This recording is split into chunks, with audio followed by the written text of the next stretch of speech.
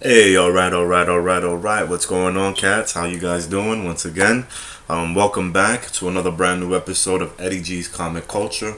Once again, I am your host, Eddie G.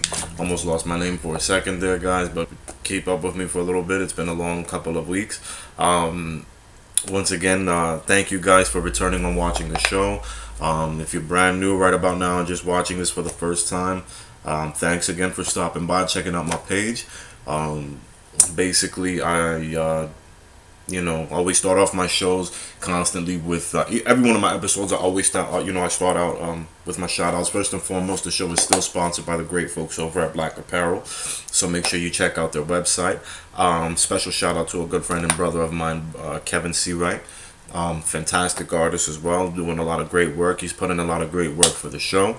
Um, Hey man, he's got a great website at www.blackapparelblk.com. Make sure you check it out. They've got some awesome content. They also got some great stuff going on sale right about now. They got some awesome merchandise. So in case you guys are doing some Christmas shopping and are stuck on some stuff on what to get and what not to get, or if you have a couple of extra dollars you just want to go ahead and bless yourself with, make sure you stop by their page and check it out. I'm pretty sure I'm dead serious. You guys won't be disappointed.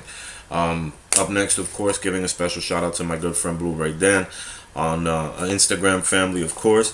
Make sure you check out his YouTube channel as well. He's got some awesome content, constantly keeping it refreshed with upcoming releases on Blu-rays, for Ultra 4K Blu-rays. Also reviews as well. Who's also, which is exactly one of the reasons why this show's even started in the first place. Great inspiration.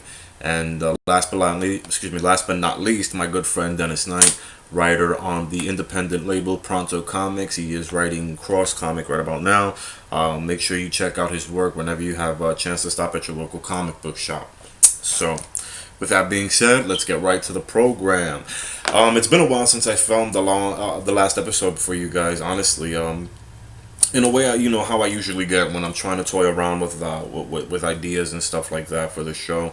And realistically speaking, I want to dabble into some stuff today. First and foremost, I wanted to give it a rest for a while because, of course, we only the last thing I managed to see was Justice League, and I still haven't been able to, get my hands on, get myself to go watch Ragnarok at this point.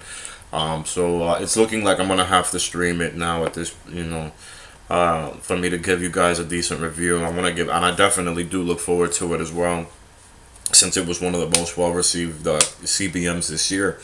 But after the whole situation, of course, Justice League's performance in the box office, as all expected, has pretty much underperformed. Uh, I didn't want to go ahead and beat up on the subject anymore than what it is. It's pretty stale. It looks like it's gonna close out with 675, which is barely just passing the box office intake of Man of Steel. Um, so at this point, I think that it's safe to say that this is the end of the Snyder saga. The actors will still be available for their roles, of course, because they're still contracted, give or take. But this universe has already been built up, so it's pretty much looking like we are gonna have a reboot coming up pretty soon. And then, of course, I'm pretty sure you guys have been keeping up with the news regarding Ben Affleck.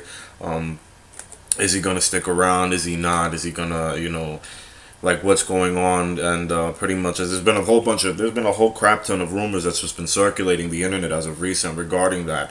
So it's been pretty, I wanted the smoke for that. I wanted the smoke to settle for the entire Justice League debacle. It's clear that they're gonna have to move forward because of the money that's already been invested in this universe. Unfortunately, it's gonna have to be retconned in a lot of ways, considering the damage that was done earlier beforehand. And I've seen a lot of the from the petitions as well. I wanted to touch up on that briefly. A lot of the fans are supposedly going online now. They're petitioning for a Zack Snyder cut. Some are Zack, and it's just, they all have this mentality. And once again, this is the Snyder purists that are pretty much like, just not letting go of the fact that it's not there. There is no Zack Snyder cut. There is none. Whatever shots that have been filmed are incomplete, no matter what. Some of them, and a lot of it, a good portion of it, hasn't even been shot in the first place.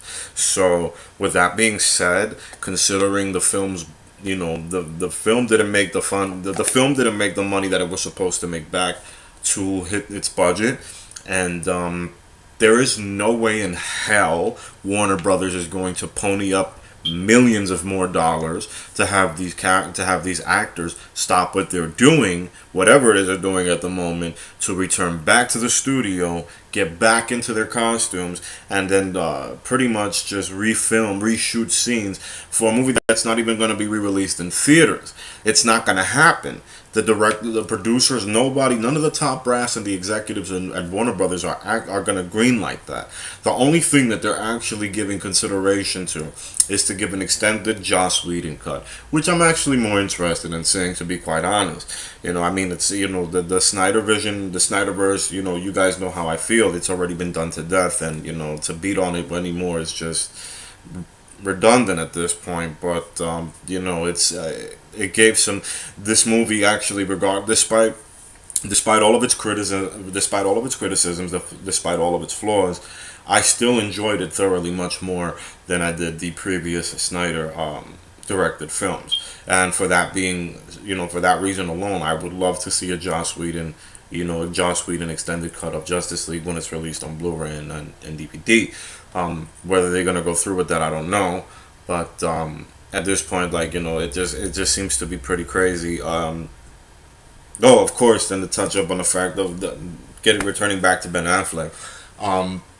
The news reports of John Hamm actually, going tooth and nail for the Batman role, and realistically speaking, Matt Reeves had a front runner in his mind already, which would be Jake Gyllenhaal. Which I would actually, looking at some of the fan arts that they've done, the good job that a lot of you guys out there have done, I'm much more intrigued to see Jake Gyllenhaal as Batman rather than John Hamm, because it doesn't really make sense. I mean, it would have been something if Batman would have been maybe 2 or 3, maybe 5 years older than the rest of the Justice League, but he's 20 years older, and that needs to be rectified as well. So I believe that there's a lot of, there's going to be a lot of shuffling around, a lot of things that are going to be taken care of. Matthew Vaughn, again, just today, voiced his interest in working for DC on the DC cinematic universe.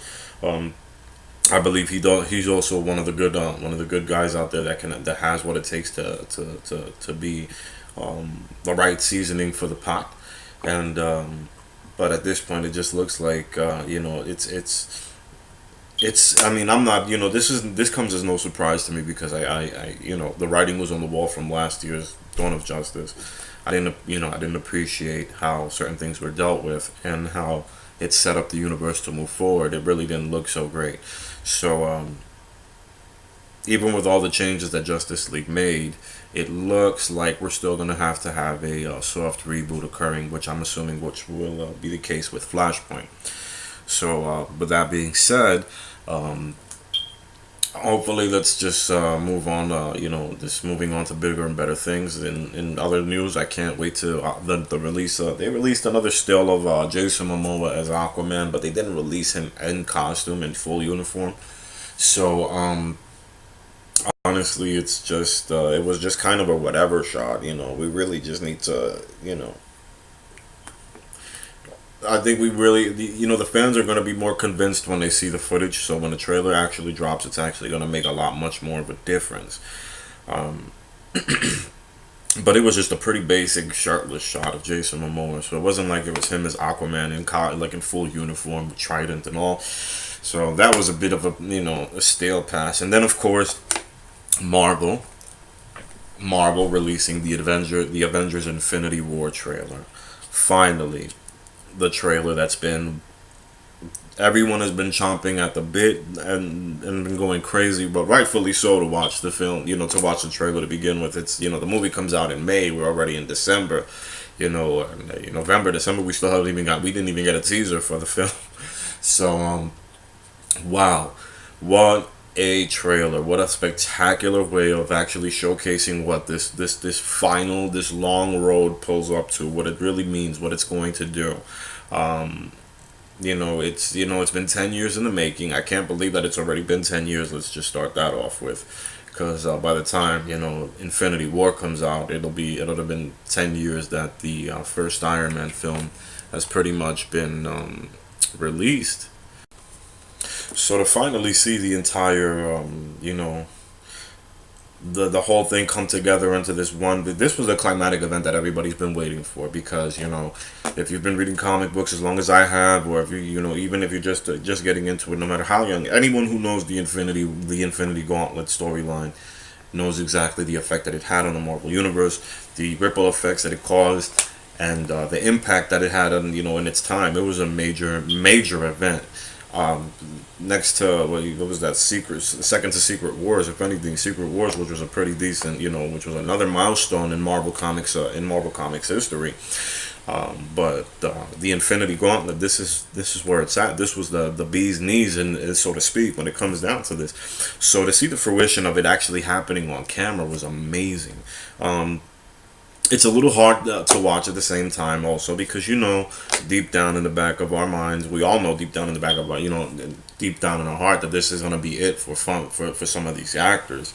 You know, it's gonna suck ass, because I don't want to. I got used to so many of them being so great in the characters that they're playing, but it's they can only do this for so long, and then they've dedicated so many years. So I thank them all. Chris Evans, you know, Sam Jackson, Downey Jr. Uh, who else? Scarlett Johansson, Jeremy Renner, if I'm not mistaken, also for Hawkeye.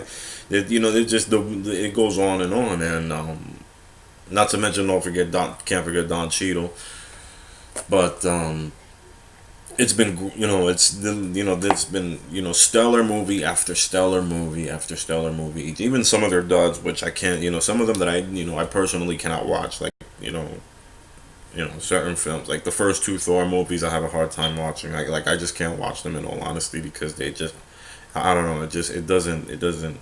They haven't. This is why, and which is why I'm so upset why I haven't seen Ragnarok in the first place, which I'm sure is gonna, which was another piece of the puzzle that's missing. But given give or take, like, none of that really is gonna affect the outcome of the story. And considering how coherent and well written their movies have been, like, even their duds, as I said before, still have a lot of momentum, whereas the opposite competition have been having some trouble getting up to, which sucks.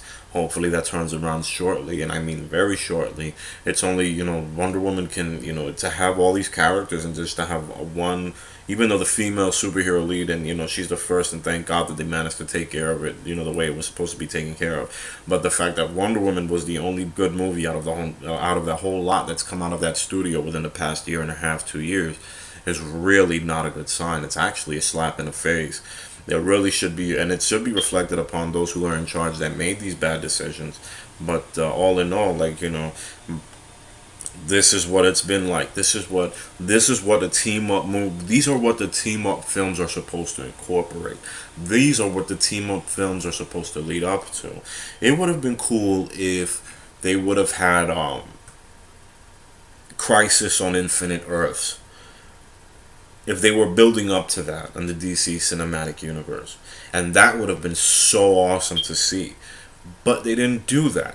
They totally went left, and with whatever that didn't stick, it derailed and went someplace else. Whereas over here, whereas over at the MCU, everything has been consistent. And they've managed to successfully keep it going that way through the last 10 years. For the last 10 years, they've been so successful that they've managed to take B levels, B grade and C grade superheroes, these B tier characters that really are never really on the forefront, become mega successful. Now their books, I'm pretty sure, are selling as well.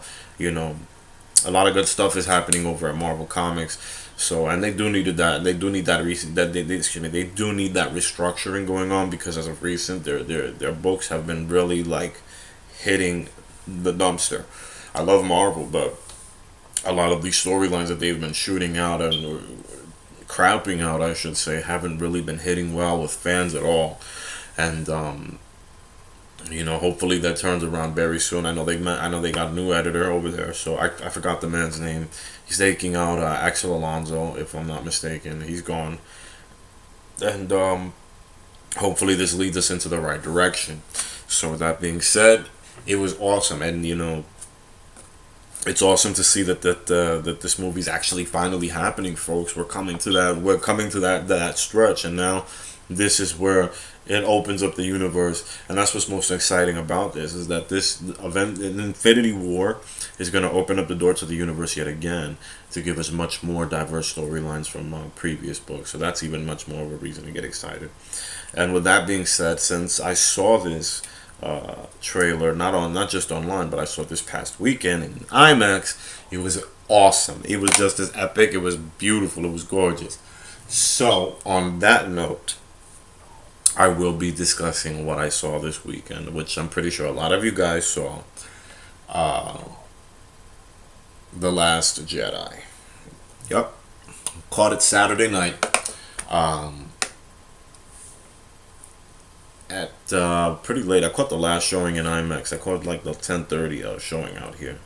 That's the latest as it gets in Florida. In this part of Florida, folks. So I live in the sticks. I can't. What do you want me to tell you? But I caught a 10:30 show, and this is gonna be a pretty spoiler. This is gonna be a pretty spoilerific review. So if you guys haven't seen the movie, this is probably gonna be a good time for you guys to turn away, and because I'm gonna go into topics right now. So I saw the film. I liked what I saw, and in all honesty, it was a very entertaining movie. Very entertaining movie. Did it feel like a traditional original Star Wars feature? No, it didn't. In a lot of ways, it really didn't. Even with the John Williams score, like there were moments where I was watching this movie that I didn't feel like I was watching a Star Wars movie, which was cool for a change. It was a nice little change of pace. It made everything a little different. But nonetheless, it was a night. Like I said, it wasn't unpleasant. It wasn't an unpleasant scene for me. It was just a different change of pace. So with that being said, the movie is pretty much taking off where Force Awakens leaves off, and Poe Dameron seems to be this young go get 'em X-wing fighter pilot who is helping the rebel, who is trying to get the rebellion to go, who's obsessed with the rebellion success in its end game, and it's understandable. He was pretty cool to see that. But the chemistry between him and Leia, rest in peace to Carrie Fisher, by the way. It was it was a little hard to see it, but at least she was done. She was awesome in this movie. She was graceful, and it was just amazing. It was amazing. But her and Poe Dameron's chemistry in the movie was absolutely fantastic. It was funny. It was great. It was entertaining. It just it was one of those things. However, when the movie moves its focus away from Poe, and it finds Rey, locating Luke Skywalker, and then of course, she's approaching him and letting him know, informing him of the situation with the rebels and the first order, the Empire, so to speak, and what the plans are from Kylo Ren, and what he intends to do. It was a bit strange to see Luke Skywalker behave this way, the manner that he did. He was just so, he really didn't want to turn. His turning away of the character in the movie kind of was a little shocking to so to speak. When it comes to Luke, I'm gonna be honest with you. I was a little upset with Luke. I really was. It wasn't like I had a beef with he was a cool character for the most part, but how he was handled, how he was dealt in the movie, really just I was really it was really unreal. I didn't first and foremost that was not like that's let me just get that out of my let me just get that off right at the top of the list. I despised the way they handled Luke's passing in this movie. I didn't like it. I didn't appreciate it. He was the chosen one in the original trilogy. He was what carried that trilogy. He was the main focal point of the original trilogy from episodes 4 through 6. And yet, his passing for some reason was just non-effective to me.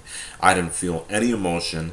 I didn't feel anything regarding that scene whatsoever, and it really aggravated me. I was really upset about that. Um, his character was a little off, of course, and I expected that. But I expected it. I expected a change in personality, so to speak, because of the fact that the story has to progress in some way, some form, shape. Some way, some form, somehow. It has to progress. It has to move forward. Is Luke Skywalker going to be the same as he was in his old age, in his elderly years? No, of course not. It's possible that he could have been the same, but it would have been but it wasn't. They didn't go that route. So he was a bit harsh in this movie. He was kind of a little rough around the edges, so to speak. But all in all, he was still pretty enjoyable. But for the most, the end result for the character was just really terrible. Um, and it just brings me to question, like, I need to have another viewing of the movie again, because I need to see exactly like what I need to catch if there was anything else that I missed. It was pretty straightforward. I mean, I know I'm not trying to sound like an idiot, but certain things, like, I don't want to delve into the conspiracy theories and all of that stuff, but sometimes I have to for my own sake, because otherwise, like, my conscience will not leave me alone. And I really just didn't see the way that how he passed in the movie really was just so effective. It really wasn't anything great about it. I totally didn't, I wasn't moved from that, and that's just a big no-no. That was a major no-no um, for this entry into the series. It's not bad. Don't get me wrong. I'm not gonna slam it, because it's a very good movie. Very entertaining from start to finish. Very action packed. You guys will not be in a lot of it. You won't be disappointed with what you're gonna watch. However, it's just, as if you're a fan of the original trilogy, I'm just giving you guys, if you're a fan of the original trilogy, without any forewarning whatsoever, this was kind of a shock. This movie really was kind of shocking. So that was just, and I'm sure, I know we're all going to see Luke again in the next one. He's got to be in his Jedi spirit form in this, because he's got to communicate with Rey. He's the last of the Jedi. She has no idea who the others were. She's never met Yoda, or Mace Windu, or any of the others to begin with. Or, Obi-Wan at all. So at this point, like, I know Luke's coming back in spiritual form. It's just his passing was just handled terribly. And with that being said, I'm going to move on to Rey. Rey, who was pretty impressive, I'm not going to lie. I liked her character in the movie. However, I'm left with more questions. I was left with more fucking questions than I had answers in the first place. How was it that, you know, it doesn't dive into, like, it dives into the big old question mark of who's her parents, who's her parents, who's her parents. For a good portion of the time, I'm actually thinking it has to be Han and Leia's kid. She has to be Han and Leia's long lost daughter or something. Because for her to have the connection that she has with Kylo, just, it makes no sense. And yet they decided to say that her parents were drunkards on the planet of Jakku. That was, are you kidding me? I'm hoping to God that that's just BS to try to, keep people guessing until the next one, because up until the episode 9, I'm hoping that it's really bullshit, because I really didn't. What the hell? So you mean to tell me that just some random person out of the galaxy just was chosen to have this extreme, power with this attraction with the Force? Like, she's so, like, Rey is powerful as all hell in this movie. She is very strong with the Force. She's not as strong as others yet, but she's still much more. I believe she's much more powerful than Luke was when he first started his Jedi training. So, in a lot of ways, like, it made no sense. It was, again, that was stupid. That was a very stupid. I'm hoping to God, like I said, there's a tiny shred of hope in the back of my mind that that's not what they're really gonna go for. I'm just hoping that they're just BSing right about now, like a smoke and mirrors kind of deal with us to keep us guessing, and then they'll finally be revealed in episode 9. But That was really ridiculous. It really just didn't. It was just an asinine way of just trying to, what the hell kind of way of tying up a loose end is that, man? That's bullshit. So, in other words, now that J.J. Abrams is actually going back to direct it, to direct episode 9, hopefully he actually expands with the story and ties that knot, because that really is just it's just a crock of crap. It really was garbage. But it was just so stupid. It was ridiculous. I detested that. So much so I detested that, because it just led to nothing. It led to nothing. And so many, when I first heard the director speaking about The Last Jedi, he was really actually going hard, comparing it much to The Empire Strikes Back. This movie is not The Empire Strikes Back. It doesn't even feel like, it doesn't hark you back to that film. There's not even enough similarities to say that it's anything like The Empire Strikes Back. The only thing that actually the only thing that actually holds similar to it is where Rey discovers the dark side on the island, and she's just walking endlessly into that dark tunnel. God knows what, you know. And it was just the most ridiculous, and it just, and all of that, mystery that was built up. It that's what really pisses me off about this shit, is just that it spent a pretty good portion of the film building that mystery up regarding Rey's background, only to have it fall flat with a bullshit BS excuse. That was just ridiculous. It was just foul, man, really foul.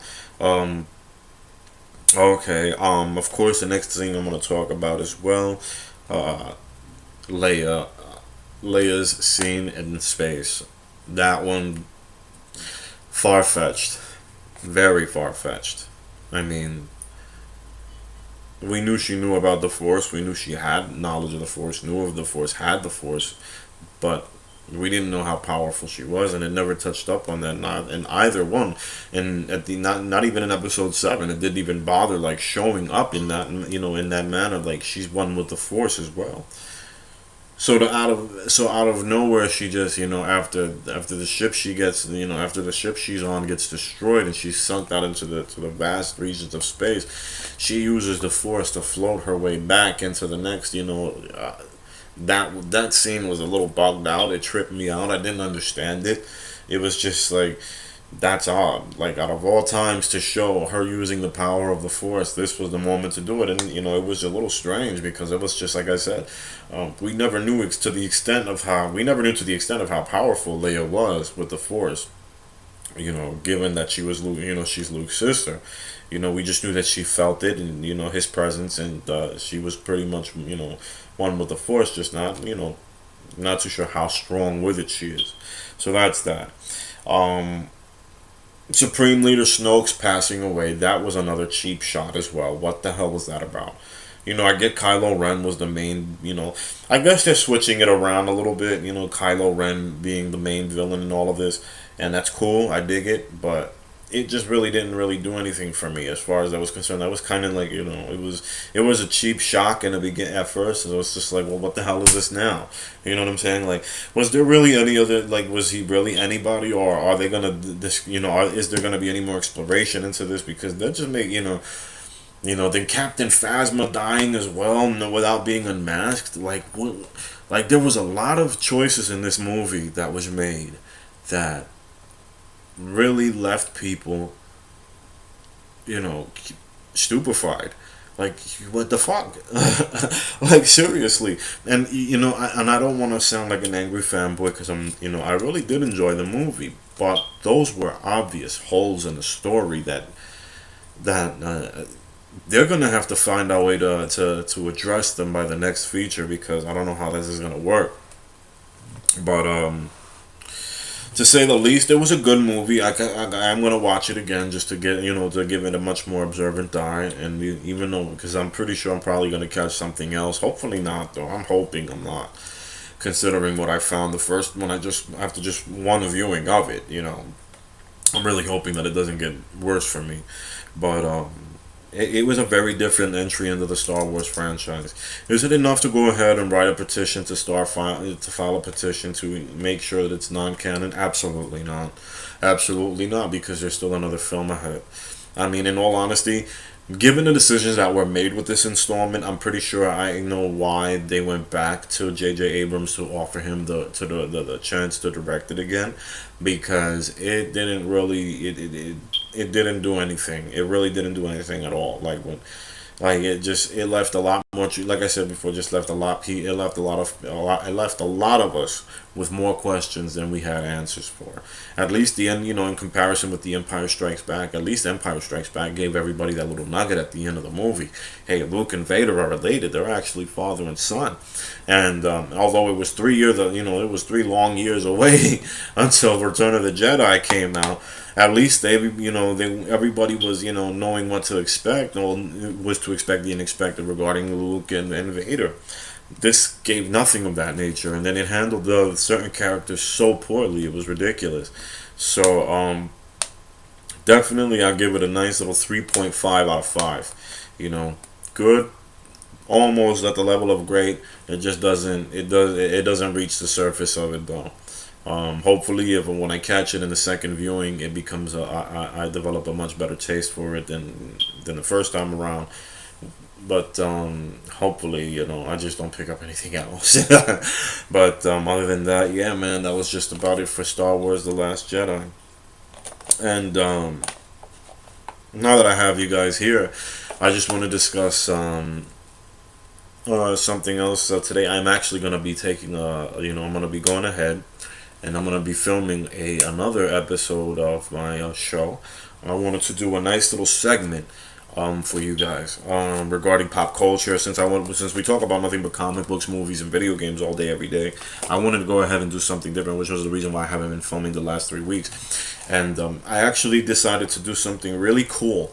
I wanted to talk because ever since there was an article that I'm gonna discuss on my next episode with you guys regarding Sega having their rights, being sold for live action films. And one of the movies that really stuck out to me that I really want to get into this details with you guys to talk about is Streets of Rage.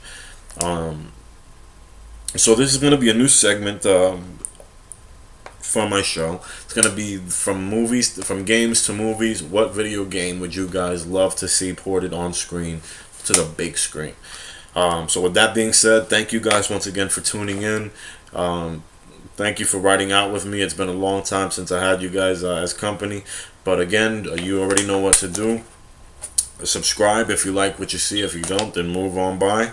If you have any questions, comments, or suggestions, there's the comment section right there. Make sure you hit it up below-hand. I want to know what you guys want to say. Let's have a discussion, man. Let's converse. Let's just, did you agree with my reviews? Did you agree with how I felt with these movies? And let me know exactly. Or if you have any other suggestions you want to see me discuss on the show, let me know also, bro. I'm here for you guys.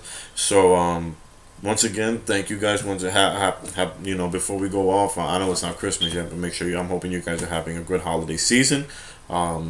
Stay tuned for that next episode from games to movies. I'll see you guys then. Take care of yourselves. Bye.